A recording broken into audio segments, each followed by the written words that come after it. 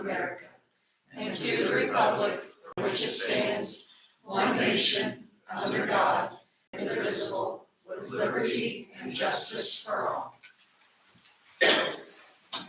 Thank you, everyone, for coming tonight to the Edinburgh Town Council meeting of Monday, September 23rd. We'll start out with a roll call. Mr. Bryant. Here. Ms. Sweet. Here. Mrs. Buck. Here. Myself, Miriam Brooks. Mrs. Barrett. Here. Clerk Treasurer. Town Manager John Myers. Present. And Town Attorney Dustin Huddleston. Yep. I think Mr. Piercefield will be here, just I think running a little late. So we'll go ahead and start off with the minutes of council meeting for September the 9th, the regular meeting, and we'll also have a special meeting that evening. So anybody have any questions or discussion amendments? If there are no questions to the September 9th meeting, I'll make a motion to. Can we approve those both at the same time, Dustin? Now we introduce. Okay, Deborah will have to be at this Make one. a motion to approve. Second. Okay. Have a motion to approve the regular minutes of September 9th, 2024. All those in favor say aye. Aye. Opposed, same sign, approved. Make another motion to approve the special meeting on September 9th. All those in favor say aye. Aye. Any opposed? Okay. Motion carries. Next on the agenda is the claims. Mrs. Barrett. In your package, you should have received a claim docket in the amount of $1,102,201.98. All claims have been reviewed and signed. Justin, I had a question, and it led me to the fire department, but it was for the interior partition and door down at the fire department, that Dunlap claim. Now, is that something in conjunction with what you're wanting to do with the grant that you asked for tonight, or is that something No, it's separate? something separate. That's Okay. building some closet space upstairs on our mezzanine. Okay, I just didn't know if that was gonna No, be it's intertwined or, No, it's separate. okay, ready to go. Okay, that's the only question I had. Anybody else? Any questions? If there are no questions, I'll make a motion to approve the claims as submitted. Second. All those in favor say aye. Aye. Opposed, same sign. Motion carries. Thank you. Next, we have the 2025 budget public hearing. This is a public hearing, so we just go ahead and open it, Dustin, as so. We've got Scott reminding us if, I think you Yep, we're ready for you. The audio on mine is cutting out a little bit, but if you can hear me okay, that should be good. Am I coming through clear? Okay. Council, I apologize that I couldn't be there in person today. I did have a prior engagement. I just couldn't make the planning work. But that being said, tonight is the public hearing of your 2025 budget. As you know, the council has met several times over the past couple of months to discuss this budget. The proposed budget that you have in front of you was created by working with Rhonda to come up with revenue estimates for the town, working with the department heads to come up with the expenses and the requirements that each department would need, and also working with the council to understand the priorities that they have for the town. The documents that were in your council packet make up your 2025 budget book, and that budget book consists of all of the gateway budget documents. So those include your current year financial worksheet, which includes your appropriations and your cash balances as of June 30th, as well as any additional appropriations that you have done prior to June 30th or will do after June 30th. The next document is your Form 1. That is the estimate of your budgeted expenses for 2025.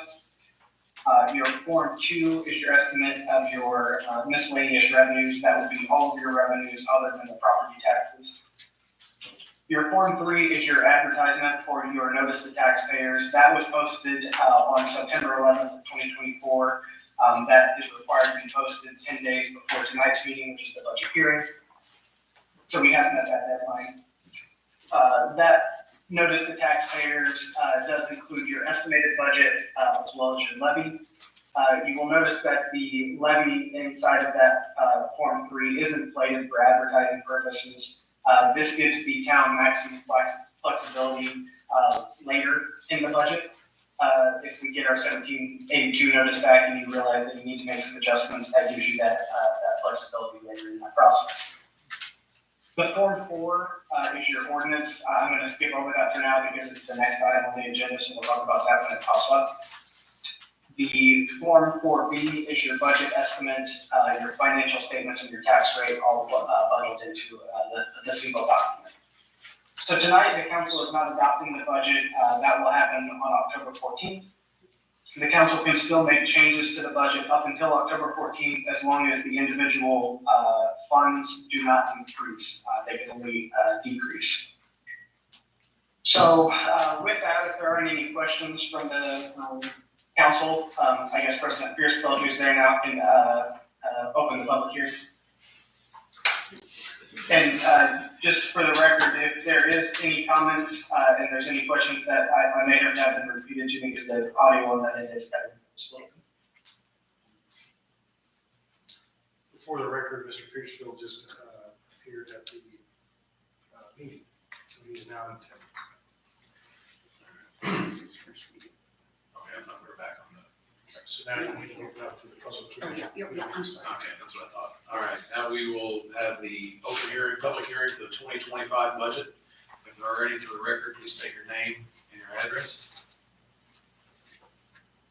Okay, if there are any, we'll close the public hearing. Scott, well, I'm sorry, because I'm trying to catch up here. I apologize. 5 minutes didn't seem like it take a lot of time, but it seems like I missed a lot in 5 minutes. Are we okay to proceed on the ordinance 2024, the budget appropriations and tax rates? Yes, this council, the ordinance is the first reading. You won't have any action to take on this tonight. Because it's an ordinance, it requires 2 readings, so you're just kind of introducing it. Again, changes can still happen to this ordinance prior to your adoption meeting on October 14th, so long as the numbers within that don't increase. So this Form 4 ordinance states the budget, the levy, and the tax rate that will be adopted for each fund. And again, as I stated, these amounts are slightly inflated. They will be reduced to meet the statutory requirements by the ELGF. So for example, the adopted levy in the ordinance says that it's going to be around $5.8 million. But when implemented, that will actually be closer to $5 million. And also the tax rate is listed in the ordinance at 3.3631. But the actual estimate, once the statutory requirements are met, will be 2.2152 or somewhere in that ballpark. There could be some fluctuations. Again, the other thing to keep in mind is that we have discussed the opportunity for geo bonds. So for advertising purposes, that amount has been included in the Form 3 as well as the ordinance. If anything were to change moving forward, we could either remove that or adjust that if needed. We just wanted to make sure that it was advertised high enough that we had that flexibility. So again, the reason that we kind of inflate some of these numbers is even though we kind of have the certified NAVs come out for each county, there can always be fluctuations in those certified net assessed values. And if those were to come in significantly less than what we had anticipated, that can kind of affect the flexibility that you come up with the tax rate if you haven't advertised high enough. So Bartholomew County, for example, once they submitted their certified net assessed values this year, they already had to go in and make some adjustments. And we did see some small changes in Edwards and AV. So things like that can happen. So you just want to make sure that you have maximum flexibility there. Scott, can you tell me when's the last time we can make changes on the budget as far I'm as? sorry, the last time, what was it? When we can make changes on the budget as far as stipends and different titles for the for the employees? When we can always go back and change it, but when do we like to get that into the DGLF? Like, when is that? And so, it happened a little bit, I think you said the last time. What do you think? What do you say? What'd you say, Scott?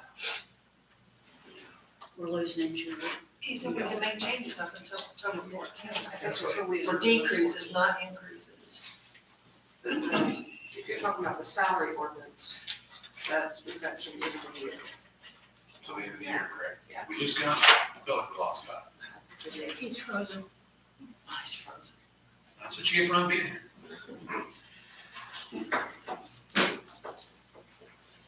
We'll move on, as I think that was pretty well covered. This is the first reading only. Yeah. So we have the public hearing reporting PUD rezoning. Mr. Huddleston's gonna take that and kind of explain a little bit further on that. Hey, council members, tonight, if you recall, we had ordinance 2024-15, which was introduced at the last meeting. This is a rezoning ordinance. The ordinance reflects the action and the deliberation of the Plan Commission. And the Plan Commission had a public hearing on this same rezoning request and unanimously approved a favorable recommendation to the council with 9 conditions that were spelled out in the second page of the proposed ordinance. And they're under subsection A. And so those are on page 2 of the ordinance. So tonight you have a public hearing on this. We have the petitioner here available to present. Is there anyone in the audience that is going to speak against the rezoning? Okay.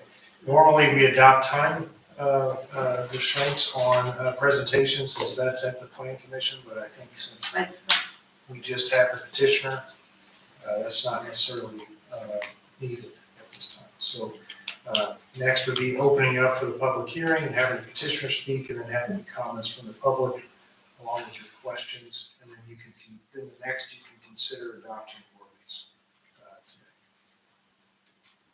So move. Second. So, we'll need a vote, just say. We'll open up the public hearing. It looks like you gentlemen here. Yes, sir. Thank you. Copies of the printout or the presentation for everyone here.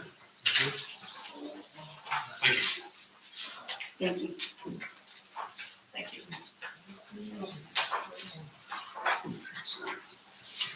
Take it.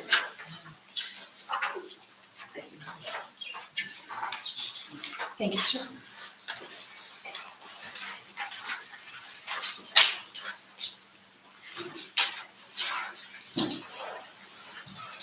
Good evening, Mr. President, members of the council. My name is John Moore. My address is 50 South Meridian Street, Suite 700, Indianapolis, Indiana 46204. Here tonight on behalf of your petitioner, D.R. Horton. With me in the crowd from D.R. Horton, I have Lee Phillips and Reagan Potter, who can also answer any questions if you have those as we go through the presentation.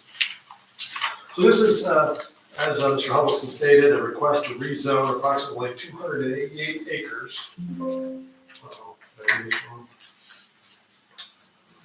Just push the down arrow. The down arrow. Oh, there we go. Down up. Okay. This is a request to rezone approximately 288 acres that was recently annexed into the town of Edinburgh. The request is to rezone it to PUD, residential and commercial, and park uses. This property is owned by Mr. Wirtz and Mr. King. It's approximately 7 parcels of contiguous real estate. To the west, you have US 31. To the south, you have Heckman Village. To the north, Orchard Park neighborhood and farm ground. And then to the east, we have farm ground there and the railroad to the east. Here's our site plan that was presented to the Plan Commission. You'll notice that there are 20 acres of commercial that's going to be developed along US 31. To the south, there's a park that's approximately 25 acres. That land will actually be donated to the town for use as a park. And then we have up to 850 homes on the property. The majority of those lots will be 50 by 120 minimum.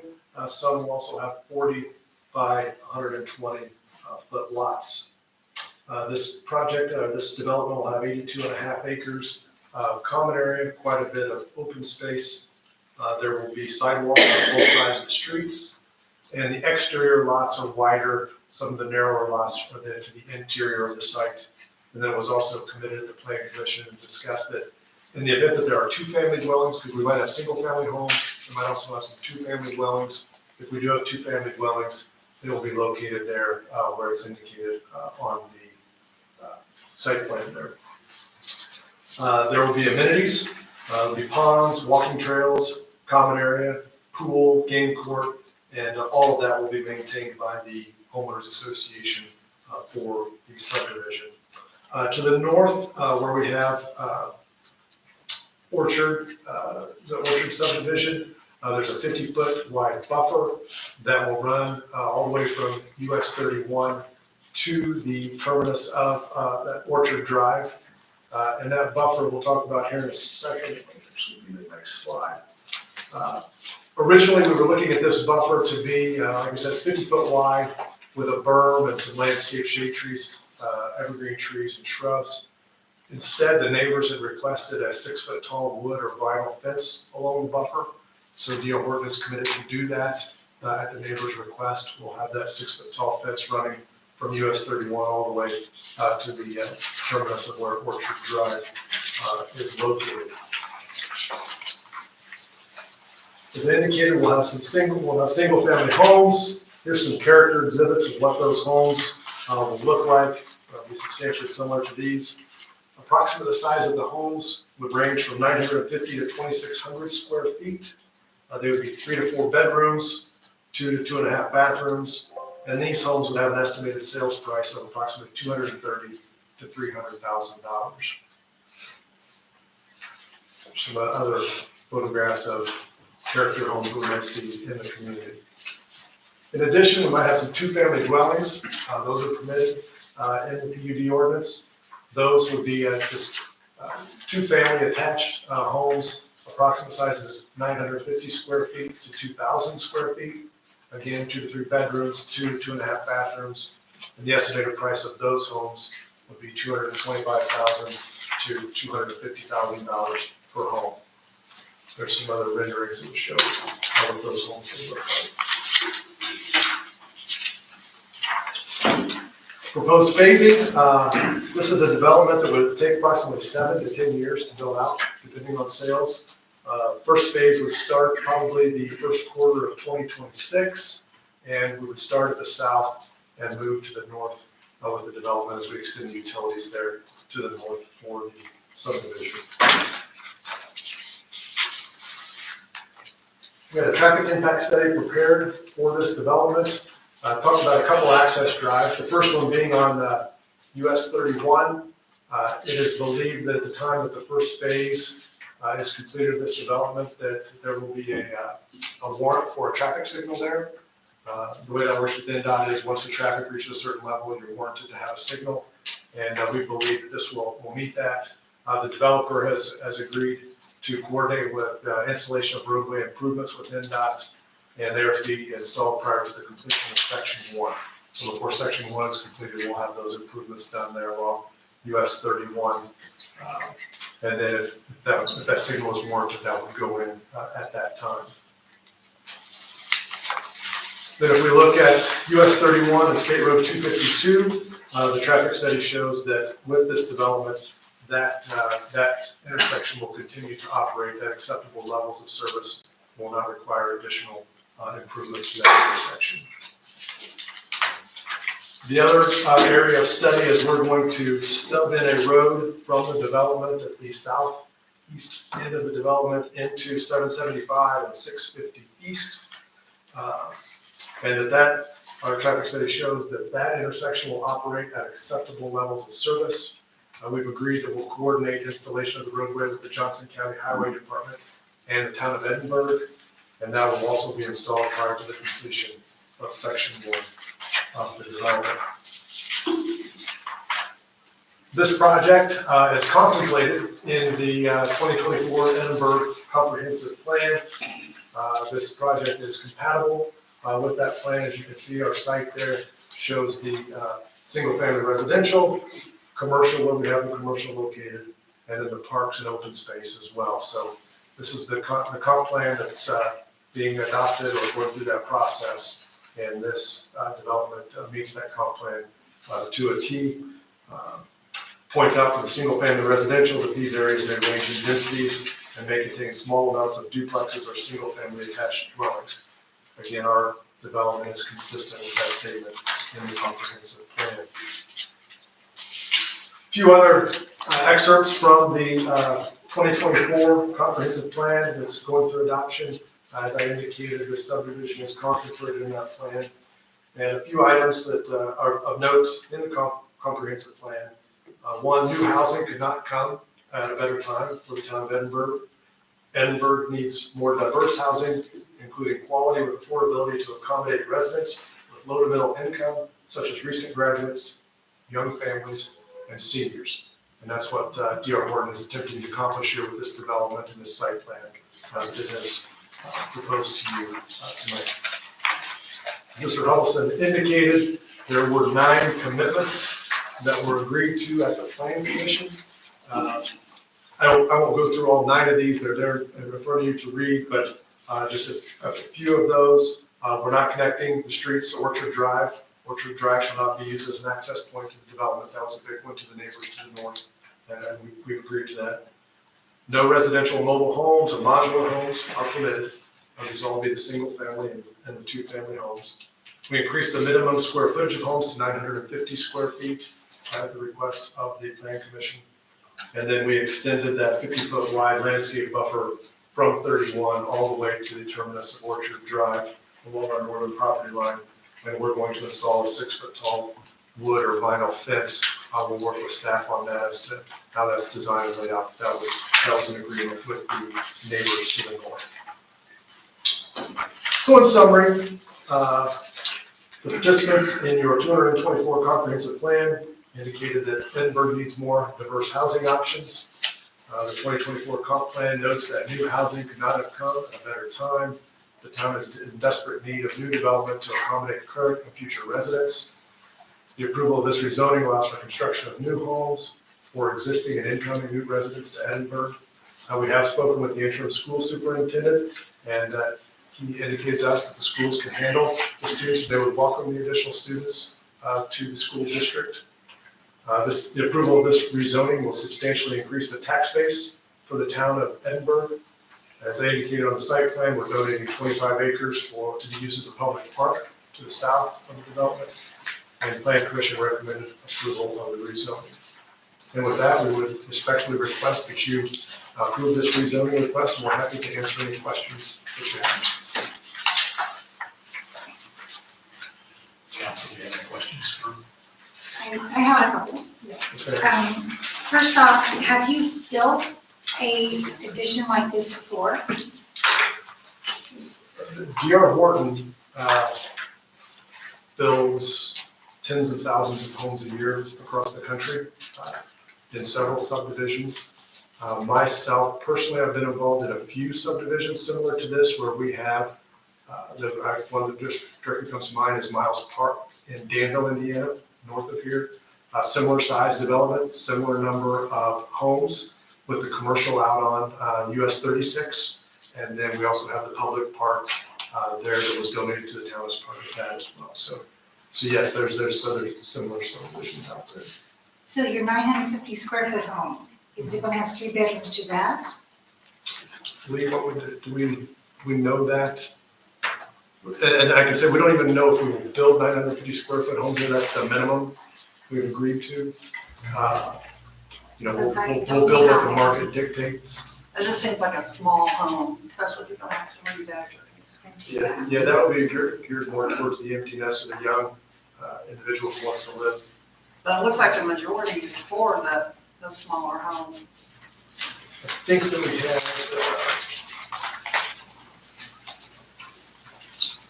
if you look at the lot size, it would really dictate that. It's a single family residential with yellow and it looks majority is yellow. So the majority of the lots would be the 50 by 120 at 486, and then the 40 by 120, 364 might be where you see some of those smaller homes. But right now, until we actually get into engineering it and laying out the subdivision, this is the site plan as to what we conceptually believe now. Then we have to come in and plat it, engineer it, and so forth. We'll determine, those are just minimum lot sizes. But we'll obviously build to what the market dictates. How about the amenity center? Are you committing to building the pool and the playgrounds and all that? Yes, we will. And that will be in the contract so that we see that, because all I see in here is amenity center. Don't really see where it says what you will do exactly. I think we can it'll be on the plat, but you plan on having a pool, game court, we can commit to that, that'll be part of it, and we will build that as part of the subdivision, but yeah, that, we're representing that tonight. And we would do, just as we said, the pool, the game court, walking trails. And that's all done by you guys. Yes, now, sometimes we have development partners that we work with to help us develop those things, but yes, we're in the business of building homes. We don't get it approved and then flip it to someone else to build the homes or anything. That's not our business model. Okay. And then like the street width, I know that my son lives in a subdivision in Columbus and the streets, it's a beautiful subdivision. The streets are so narrow that they can park on one side, but it's still hard to get around. How wide will those streets be? What your ordinance requires. Which is that one that's required? Julie, you remember that off the top? Not off the top of my head. We haven't developed anything in so long, I don't remember what the requirements are. But we've committed to meet your town standards for road width. Okay, I would like that answer to you at some point. And then the park, the 25 acres south, I guess my concern with that is that that's gonna be out of our area, and our park and rec will have to take care of that. If that would be, how do we get something there to mow it? We have trouble getting mowers and weed eaters now. We have a park and rec staff that mows every day. I don't know if Daniel's here, but they haul their mowers around every day. Sure, they already actually mow to a large part of property going towards to that subdivision, that Heckman Village that's mentioned on here. They mow all out in that area as you're going towards town, so I think getting there, I don't think getting there is a problem. I mean, No, I think they already do that. I believe they get around quite a bit. so, I mean, they have trucks and trailers. Cemeteries are a mowing issue. That's the big problem is the cemetery. It's not the park and rec. And so the lots of the homes, how much That answer. in between each home, how much space? 10 feet. 10, that's small. That's very small, It's not unusual to have that. but it's small. We have, yeah, so we looked at some other zoning, because that question came up, and if you look at some other zoning ordinance, Bartersville, Whitestown, Columbus, Bartholomew County, Franklin zoning ordinance, all permit the 5-foot minimum side yard setbacks, and we've built to that setback. It's in today's, folks are wanting smaller yards today. We were finding in the market and they're not wanting to maintain yards and so forth. And so, I guess my question is, for our fire chief, how hard would that be to get behind, if there's a problem behind or a fire, will that affect the house next door or? 10 feet will 100% affect the Yeah. house next door. I mean, I've raised the concern, it is tight, from our end, I would obviously like to see more distance, but Well, we saw the last big fire, we had a house across the street, it burned all the siding off, just from the heat. So if you had a house 10 feet away and one house is on fire, it's gonna be a domino effect just about. Yes and no. We fought fires in Franklin that are the same setbacks, and our advantage to that now is we're not waiting on a volunteer fire department to get there. We have guys that are staffed, that are there to respond. That we're not we're not doing anything different than the other communities have done. Would you agree with that? That they're the same way? And yeah, we have lost 2 houses when it came to one. That happens. But we have the ability to respond quickly. I mean, would you agree with that? Yeah, I agree. You know, in the end, it is an investment for those folks as it is for us in the community. They have to get the most bang out of their buck by keeping the homes within a practical space. And, well, I'll disagree. I think that the house, I think that's a reasonable setback for what it is for myself, because as I think you agree, that you're trying to keep the cost down for the consumer and still provide us with the homes in the area. I think that's it. But I do agree, they are close, and we have seen that happen, but I think our advantage to that is that we have the ability to respond.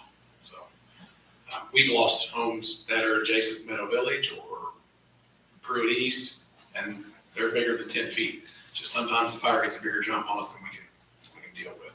So, I don't know that there is a safe number to tell you that you can keep the house away from not catching another one on fire. Justin, who's there? Unless you're in the country, a quarter mile away, I don't know that there's a safe square footage or linear footage that would keep it safe, so. And who sets the pricing on the HOA? Well, that'll initially be determined by the developer. The developer. And then at some point down the line, it'll get turned over to the homeowners, and they will have their own homeowner board and control that. And then state statute regulates how much that initial assessment can then increase in future years, but it'll initially be determined by the developer. And will the developer come up with standards for their HOA two to begin with until the other homeowners take over? We'll have a full set of covenants, conditions, and restrictions for the subdivision. The UD ordinance has some requirements. Then we'll also have articles of incorporation and bylaws that we'll prepare. It'll all be in place. That'll be recorded too, so you can see it anytime you want, correct? The CCR will be recorded, yes. We do that in all our subdivisions.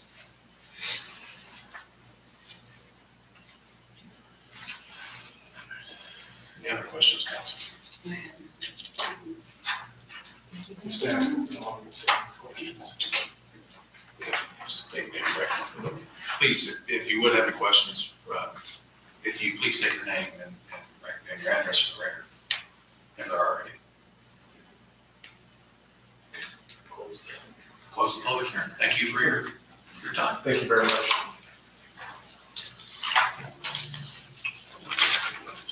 Now it's ordinance 2024-15, approving plan commission resolution 2024-03, rezoning.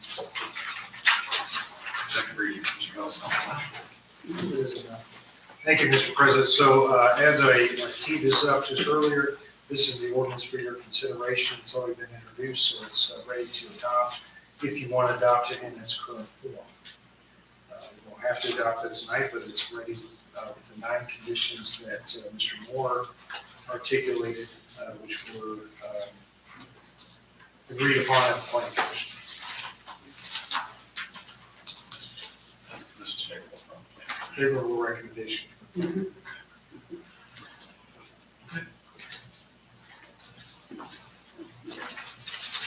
Any questions? I think they're going to exactly what he indicated. I think they're going to less to take care of. I know they're close, but you go look at Bargersville and Franklin, they're all doing the same thing. So, I think he's correct. Have you seen those houses?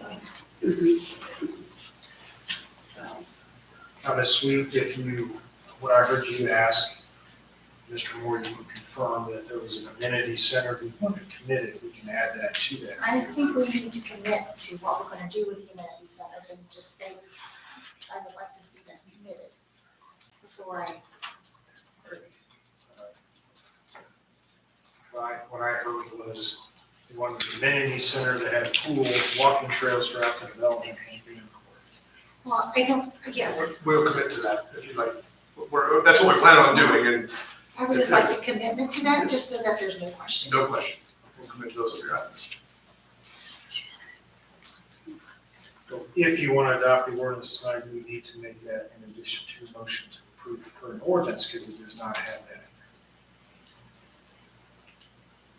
in say it a different way. If you approve this ordinance tonight as is, that does not have that commitment you just said. I want to, Okay. I want So to wait. if you want it with that, you need to make that a motion. They're committing to it. Correctly. So So you it's just, not here, but they will have. they won't commit to it. So you're basically saying it's subject to their committal, which they are committing to. So if you say it that way, then And what I would do is add, when we adopt the ordinance, I would add a paragraph 10 that would have that. That's what I would say, and then we would work with Chelsea and get that finalized and added, but we're agreeable to that 10th commitment.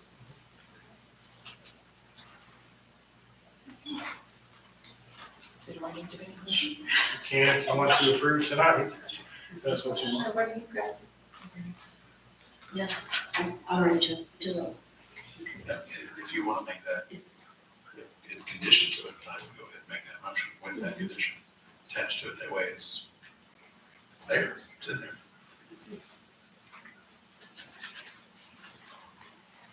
Yeah, okay. And then we would prefer, if we can't, to add that commitment tonight as a 10th commitment, get it hammered out and agree that, and get it hopefully approved tonight. We're requesting approval this evening. And as we've moved through this process, it's quite a lengthy time now. We've got some contract timelines and things we got to stay on top of. So if at all acceptable to you, we would be happy to add that as a 10th commitment, and then that be part of the ordinance if it's adopted. I make a motion that we approve the ordinance with the 10th item that includes the amenities of a pool, walking trails, and can't remember the third one. Game court. And playground. Game, I think he said game court. Game court. Game court. And We can do a playground as well. And playground, so the There you four go. things. I second. All right, all in Just, favor? hang on, just to be careful, clear, sorry, that would be add a written commitment on page 2. Yes. That's what, okay. With that, with this additional 9, so it'll make 10, correct? So that Correct. way- Okay, thank you. Okay, you, Yes. all in favor? Aye. All opposed? Okay. All right, thank you, folks. Thank you very much for your time. Greatly appreciate it and look forward to being a part of the community, and this is all. Good. Thank you. Resolution 2024-25, Bartholomew County Edit, Ms. Barrett. Okay, resolution 2024-25 is related to economic development funds that we received in Bartholomew County. We're required to submit a resolution to the county stating where those funds will be used, and the plan is to use those funds for the Operation County projects for the Parks Department, Operation Parks and Rec Department, Community Center, and any economic development program. Questions, Ms. Barrett, on resolution 2024? I have none. Okay. Make a motion to approve resolution number 2024-25, the Bartholomew County edit. Second. All in favor? Aye. All right, Rhonda, you're rolling here, let's do it again. Resolution 2024-26, Shelby County Edit. All right, similar to Bartholomew County, this is a plan on what we will be doing with the Shelby County edit funds. And the funds will go towards any economic development related items and maintenance of Timbergate Golf Course. Questions? Make a motion to approve resolution number 2024-26, the Shelby County edit. Second. All in favor? Aye. All right, Rhonda, well, you got two more. All right, resolution 2024-27, the rainy day transfer. Okay, resolution 2024-27 moves $400,000 from the 2022 budget to the rainy day fund. This had actually been approved in October of '23, but the money with the changeover with Scott leaving and stuff, it just didn't happen. So this is just kind of a replacement of that ordinance. Any further questions, council? Make a motion to approve resolution 2024-27. Second. All in favor? Aye. All right, Rhonda, one more. No, I lied. I got two more, Rather than- yeah. Yeah, Westler SRF loan contingency.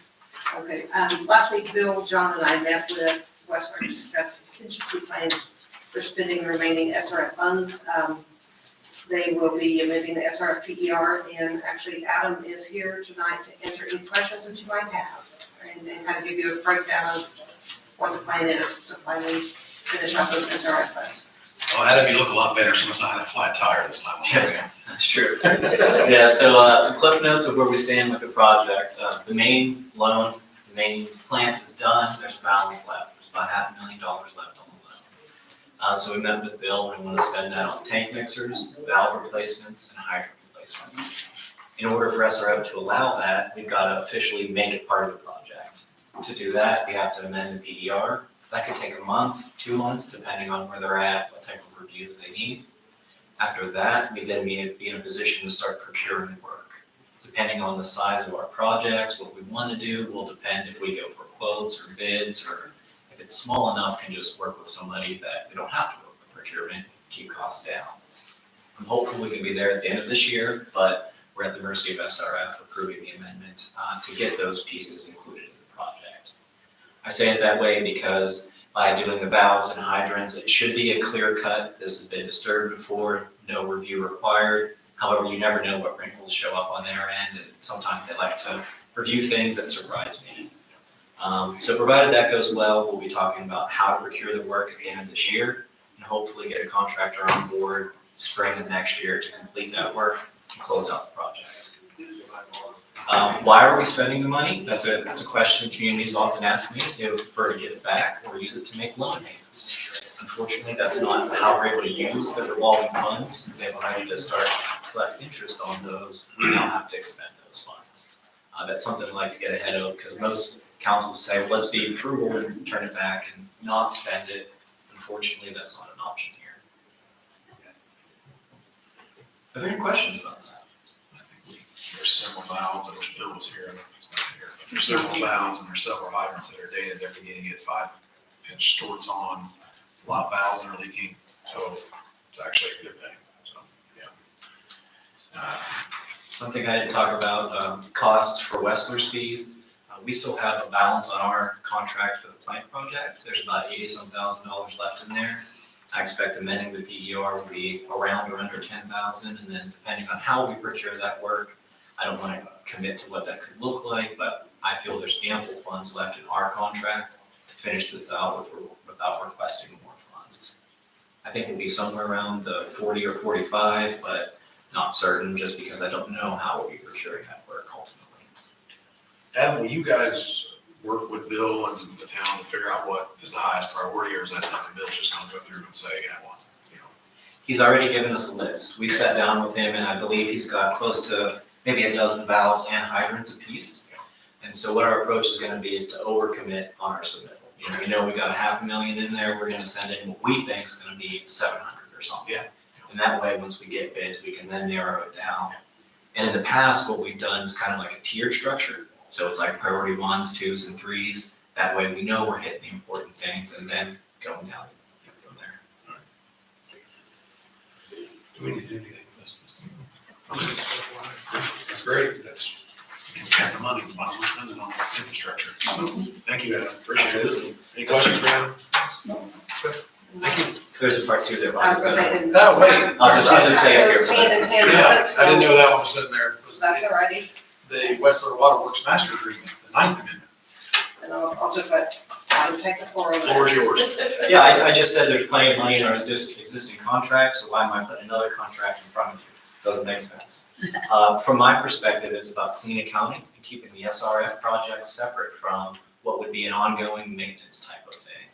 The contract in front of you now is for on-call SCADA work. That's for our computer guys to come do programming things and tweak it for Bill on things that he's unable to adjust.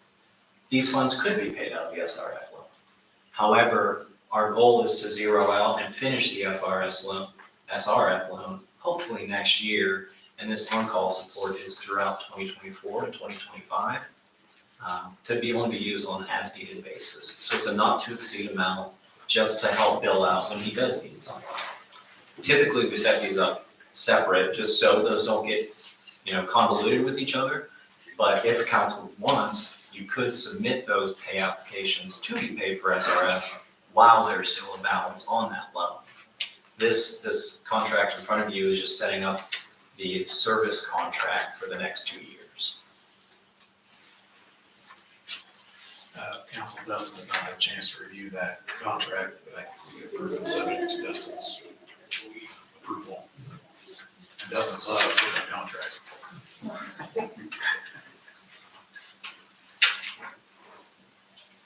Any questions? No. I make a motion to approve the Western Waterworks Master Agreement, Ninth Amendment, contingent to Attorney Huddleston's review. Second? All in favor? Aye. Appreciate Done it. now. Thank you. All right, John, got Rhonda out of the way there. Make sure they're gonna get done. You're up the bat. In top land acquisition. Well, I'll just, this is 800 south and 31 and wants to buy that small piece of parcel. Dustin has reviewed everything, I think he's good with it, we'll let him take over. Yeah, the only action needed is you accept their offer, which is $11,800. Correct, yeah, and you authorize someone to sign that, then they'll send documents to us that effectuate the deed transfer of the parcel, so this is the first step.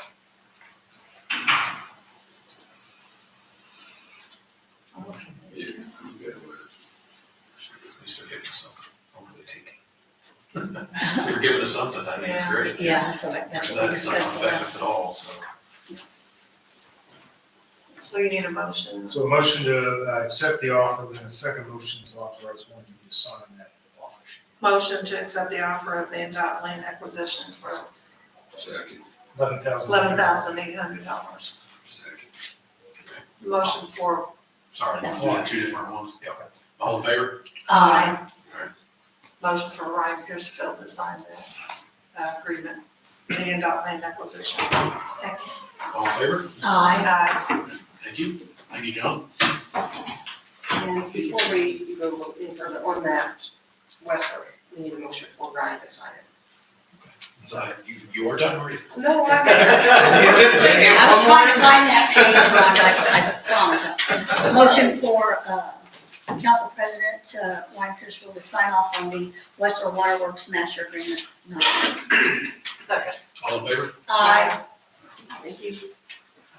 Yes. Okay. Chief, you'd like to?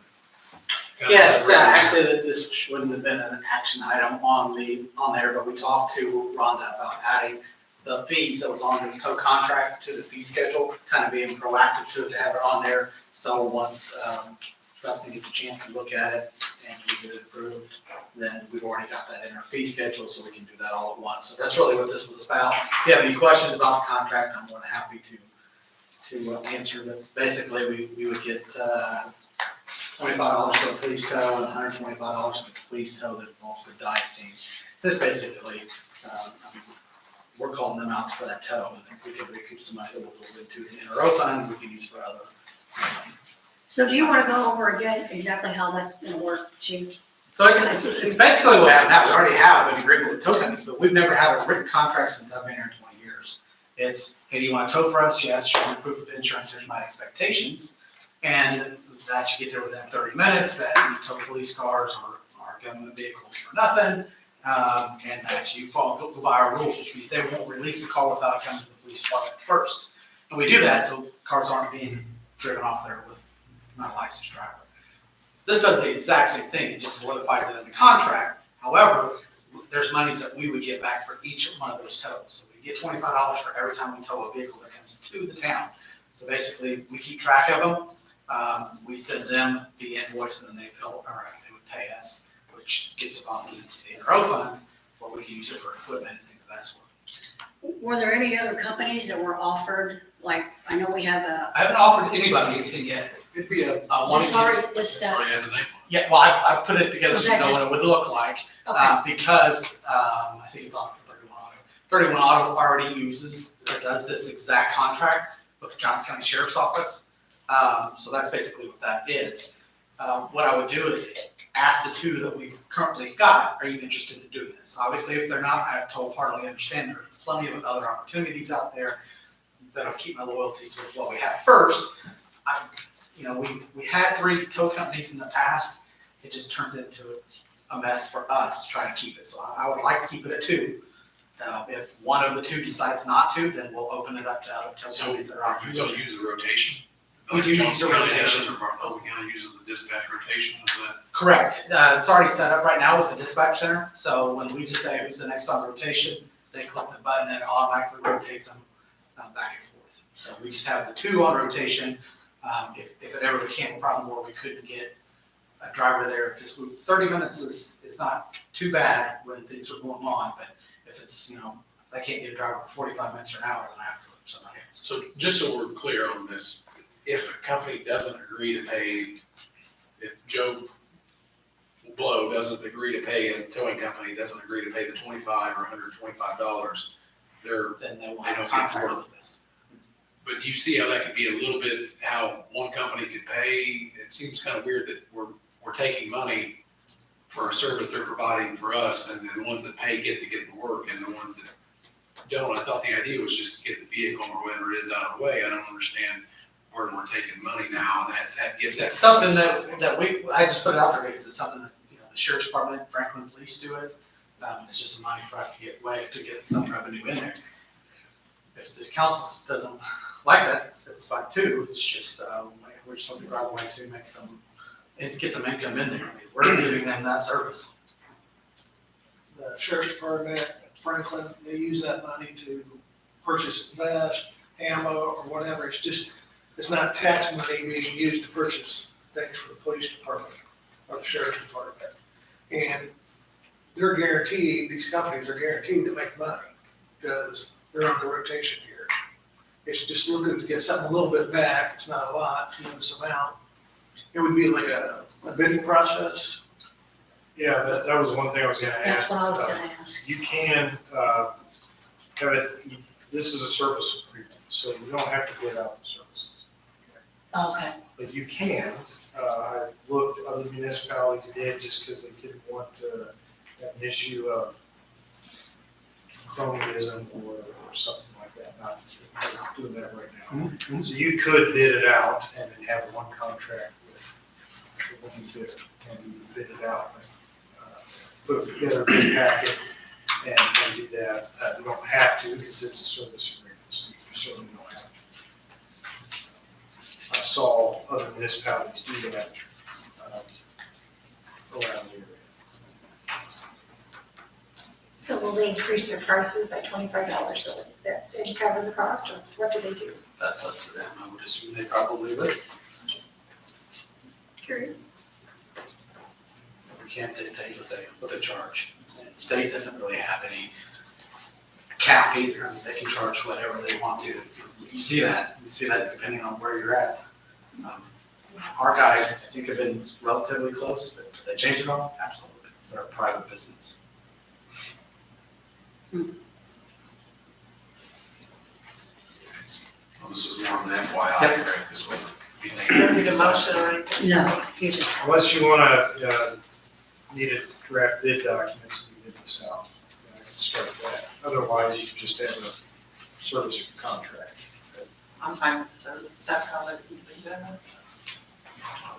We don't have, currently don't have scale. You We would don't, have- yeah, but it would more, like Chief said, it's, I would recommend, if you don't bid it out, we have some type of standard agreement that we use.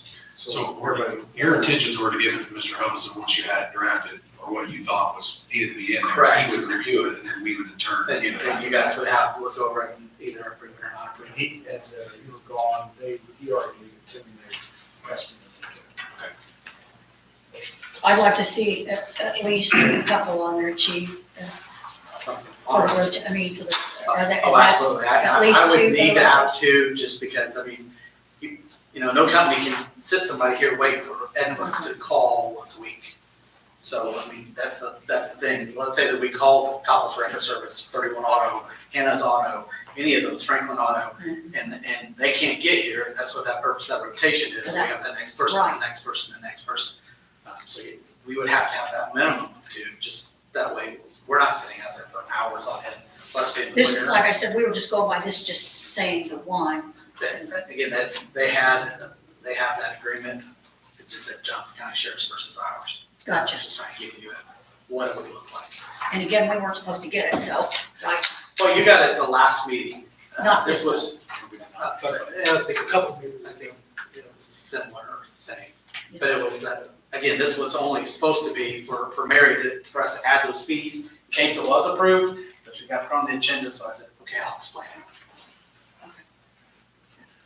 Okay, JCCF grant application. You walked in. Are you saying? Can you move your, yeah, the bulldozer is behind my car. I can't leave. Sorry. Well, I ran out, there was no parking, I guess. Thank you. Pause the meeting for a minute. Want to take care of that? Yeah. Thank you. Oh, wait, you're next on the agenda. Can he do it? We're gonna trust him to drive that. Get out of the hot seat. Scratch it. All right, Dustin, the. All right, in your packet, you'll find a request to apply to the Johnson County Community Foundation grant, the grant cycle for community needs. You can apply up to $30,000. I'd apply for $25,000. If I was awarded this, I'd like to invest that in moving our training facility. Currently, it's 4-container facility out at Station 2 on Mary Driveway Court. We're kind of limited what we can do out of that training center there due to its location. We can't really burn it or have any type of live fires in it anyway. And the hydrant out there didn't meet what we would need, if we did do live fires. So we're kind of restricted in that. We do have a lot of, I know Dwayne's used it, Johnson County SWAT, a lot of the other local fire departments have used it. But I just think for us, it would be better suited if we could get that down in our industrial area by our location or our fire department now. We could expand it a little bit, make it a little bit bigger. I did, that's what Barber Village looks like now. So we probably try to mimic something a little bit more like that, buy a couple containers, make it a little bit bigger, and utilize those funds for that. So I know Barbersville, when they built theirs 8 or 10 years ago now, they applied and received this grant, and that's what they used it for at the time to build theirs. How much acreage do you have down there to put it on? There's the town has 10 acres down there. I don't have an exact location. Obviously, I would work with Steve because they're gonna do some electrical stuff back there, so I would work with him and figure out. Our new substation is going on the northeast corner of this property, but there's gonna be extensions with poles and 69 line feeders that come in from the north and from the east. So there is some room around the fire station. Yeah, probably more the Edmonton side, more than likely, so we would obviously work with him if we were awarded the grant and do it. I just think for us to do any type of live, we can't do any live fire training for everybody that will fit through there, so we don't really know some capabilities of some people if you can't put them under conditions that mimic what we do. But this would allow for that, probably host some different classes and stuff. Like I said, we're kind of limited where we're at now with what we have out there. Still nice that we could do some stuff, but this would allow us to find more opportunities, down the road, to do more training. And we could train and still be right at the station, for accessibility. how long will it be, Justin, before you find out, do you? The cycle opens October 1st. Applications are due November 1st, and it looks like they notify just before Thanksgiving. Oh, yep, there it is, notification, I apologize, it's even highlighted. It's fairly quick, so figure we swing at it if we get it. It'd be nice to do it. If not, we'll look at something else down the road. That's awesome. Thank you. 3 months? Yeah, that's what I thought, so. Well, I personally don't have a problem. I mean, I think it's, he wouldn't ask for it if he didn't need it, so, I make a motion that we allow, Chief Lawler to apply for the JCCF grant application for the, $25,000 amount. Second? All in favor? Aye. Thank you, Justin. Thanks. All right, Stephen, electric meter purchase. In your packet, there is a quote from Annexter, purchase 300 new residential AMI dispatch meters. I believe 3 of you were on the previous council when we went through this cycle. At that time when we went to implement this, we were gonna phase out all the meters and change them all in a 3-year period.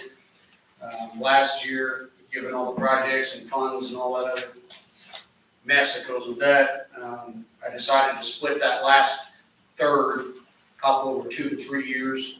So this is the second iteration of that last third. So we've still got 750-ish of the old ERC style meters that we can cycle out. So this For those that spin.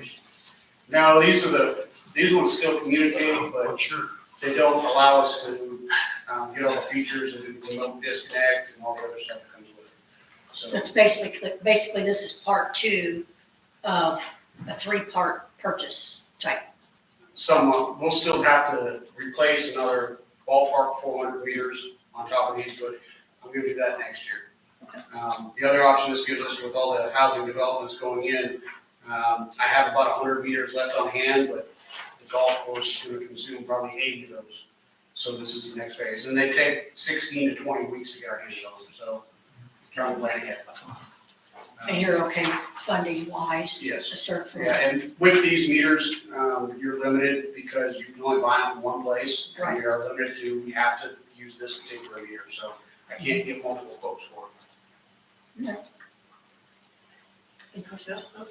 I make a motion to allow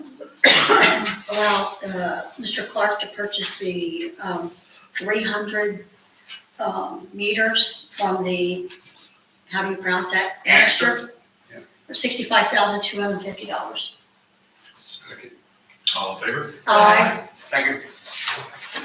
All right, we got other business. Mr. Bryant, do you have anything? No. Ms. Sweet? I thought Fall Festival was great. I think there should be a little, maybe more. We almost had a kid hit because they were pulling out in the middle of the parade. So we need to have some blockage, I think, of Brown Street and down there by East Side. I love Fall Festival, it's great. Yeah, I'm gonna copy off of Mrs. Sweet. It was great. Want to appreciate all the, of course, of Daniel and Sarah Beth's work on it, but I know some of the other departments had to help as well. So I know it's a group effort, and John got in there and did some blocking himself for that parade day. We had a lot of concerns about that, as you know. So, but yeah, overall, I think it went well. But like, again, I appreciate all your hard work, and everybody had a good time, it looks like, so. Dustin? John, do you have anything? A couple things, if you don't mind. The festival was great, my first one. I've been to other things, but I was there a couple nights, and then Saturday night, and everything went well, smooth. I didn't have any problems, obviously. Sarah Beth and Daniel, and people from the electric department, water, wastewater, they all pitched in. Every department did something.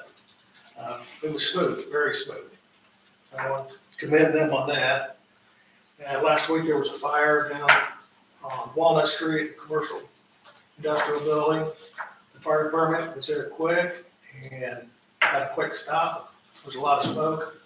I commend you guys, the council, for hiring full-time people, because they didn't have the full-time people. It was a volunteer. There would have been a lot more damage to that building. The only other thing I have is asking for you guys to think about for purchasing for like inventory items for the departments, because anything they buy is over $7,000.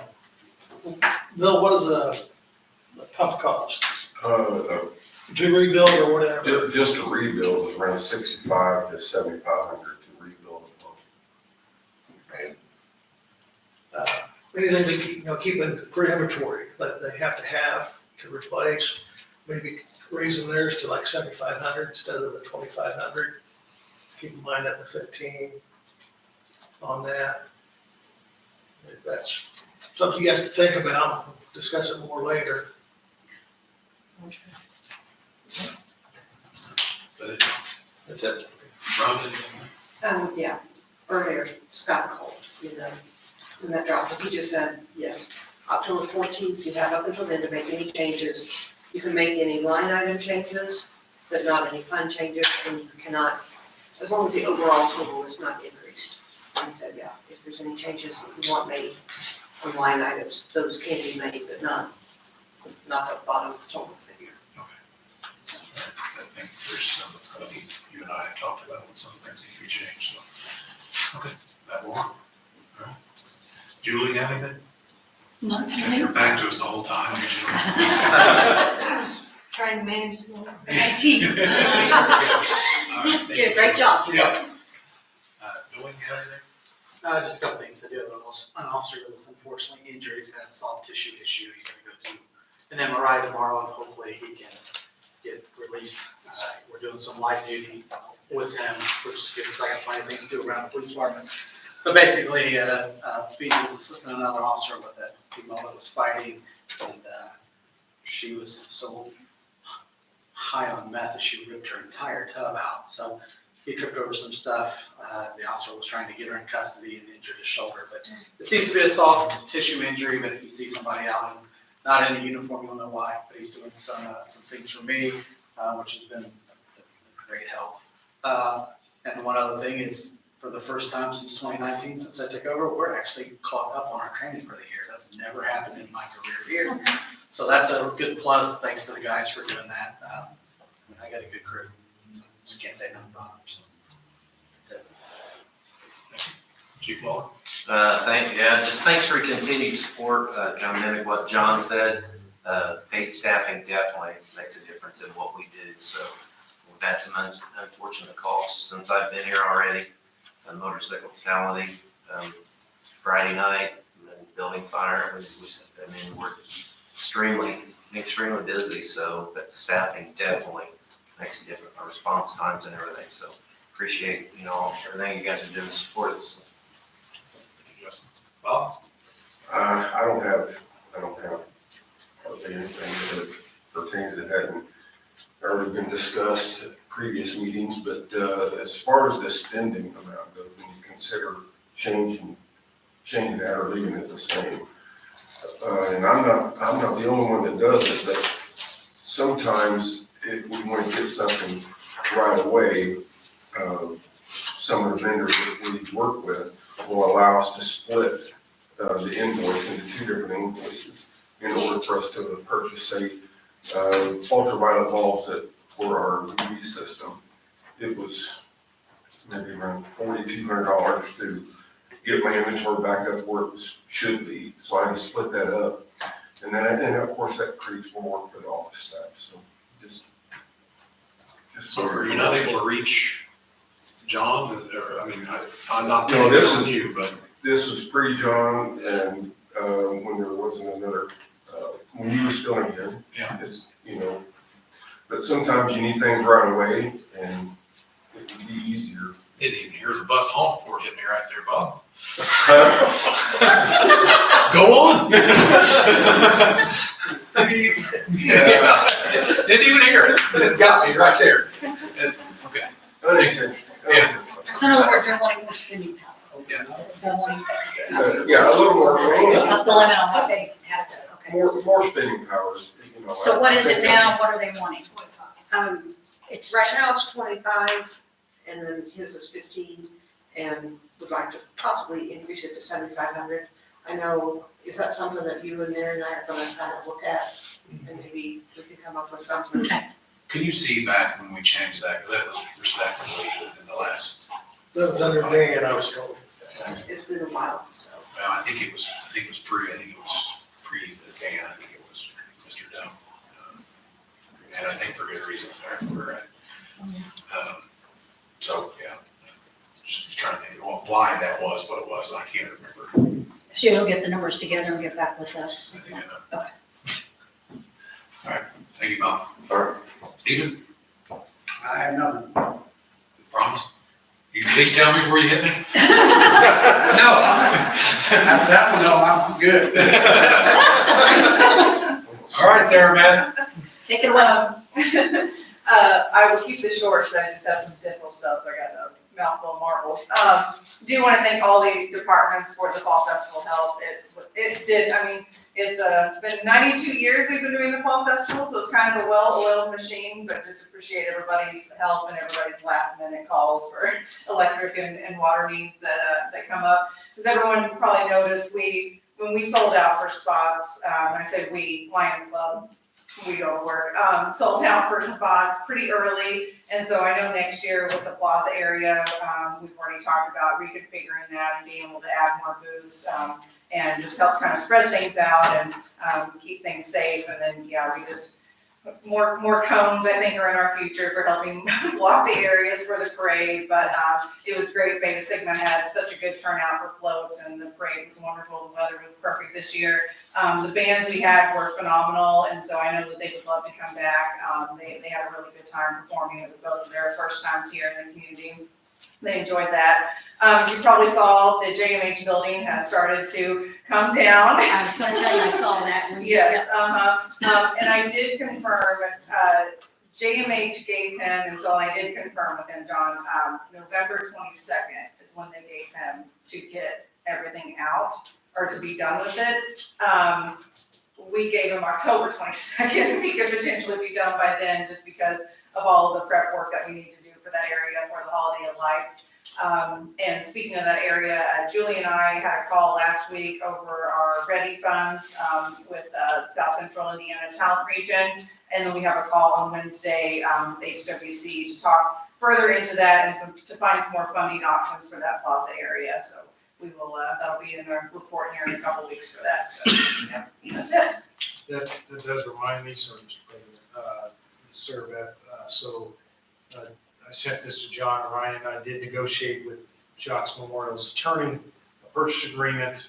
It's all finalized. It does have in there that before we purchase the property, the building will be removed.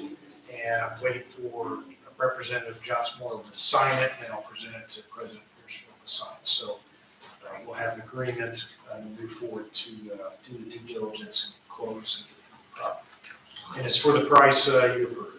Yeah, good. And one last thing, as the dam gets ready to be removed, Fall Festival Week did meet with Johnson County Community Foundation. They are wanting to gift us some money to put in a nice plaque for the dam, a commemorative plaque. And so we're working on getting kind of that copy and what we want that to say. We also talked about locations, and after the dam is removed, there's not going to really be a reason to stop in that area, unless some development happens there, which we, are looking into as well. But we're thinking about putting that in the Blue River Plaza to have a commemorative plaque that they're willing to gift us for that there. Thank you, Sarah Beth. We'll open up public comment. If you have anything, please state your name and your address for the record. Motion to adjourn. Second. All in favor? Aye. Thank you all for attending.